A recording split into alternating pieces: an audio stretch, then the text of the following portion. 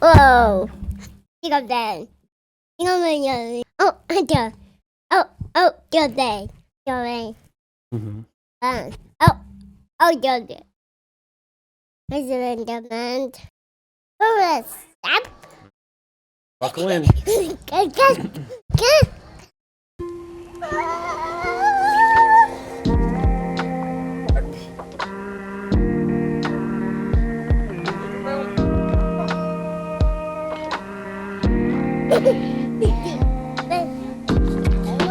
I'm kind of pissed, and I'm going to tell you why. We're on top of, I believe it's Lineborough Hill with a beautiful view. This is the first time I've been up here since the quarry video, and they've developed this whole area.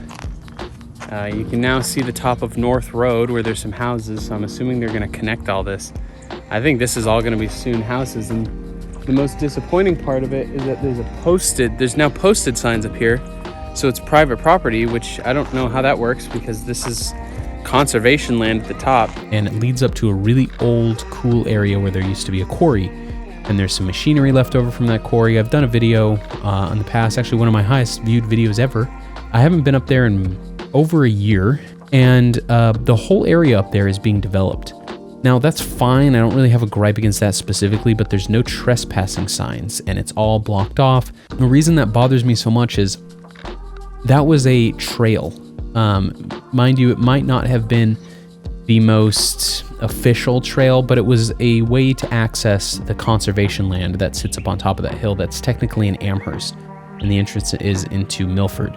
Now, the problem here is that area is going to be butt up against development housing, which is really annoying because it's conservation land, and it's an issue because here is an example of towns not being able to kind of join causes, and I understand why. I understand that there is a level of red tape and bureaucracy, blah blah blah, all the highlights, but the only reason why that is allowed to be developed and to be completely blocked off and shuttered as the Milford entrance is because it's Amherst's conservation land.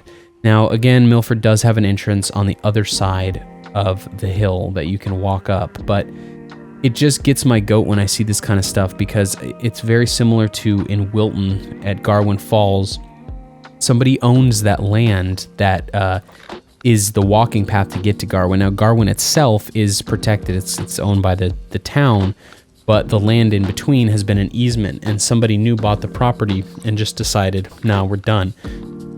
Now, there's all kinds of excuses that there's drug use and blah, blah, blah. I don't think any of those excuses are justifying the fact that they just close it off. I don't think that's the way to solve a problem. I don't think that's ever a solution. Same thing with Horseshoe Falls. Or the Horseshoe in Wilton, the same exact deal. There was an easement for people to get to the river by way of private property. The private property was sold, and that person decided that they just didn't want anyone walking on their property. There were all these promises that they were going to soon open it up, but again, the excuse was used, well, there's so much drug use down there that we don't want that. Again, that's not a solution to the problem. I think when there are, I think when there are regularly used trails on property, there needs to be a conversation that happens about easement conversations. I'm not saying you can't own that property, but I also don't think it's fair for you to just buy up that property and cut something off.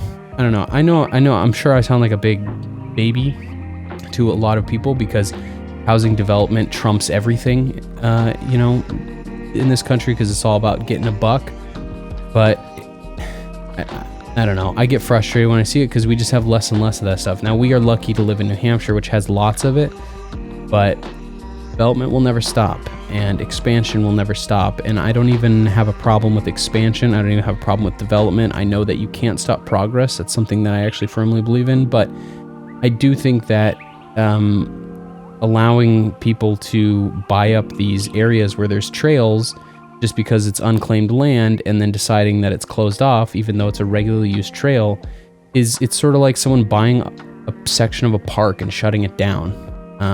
I don't know. I'm gonna take up my drone tomorrow.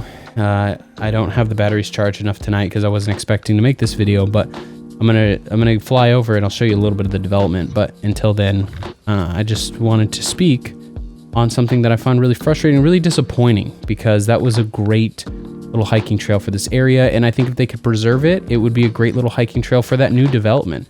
I think they're stepping on their own value.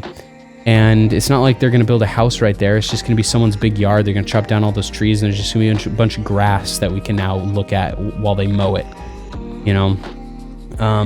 I've just further and further become really distasteful of this real estate and the way that it's being treated, not as something to enjoy, but as something to profit on. And I don't think that benefits us as an animal, not as an economy, but as an animal. So, that's it.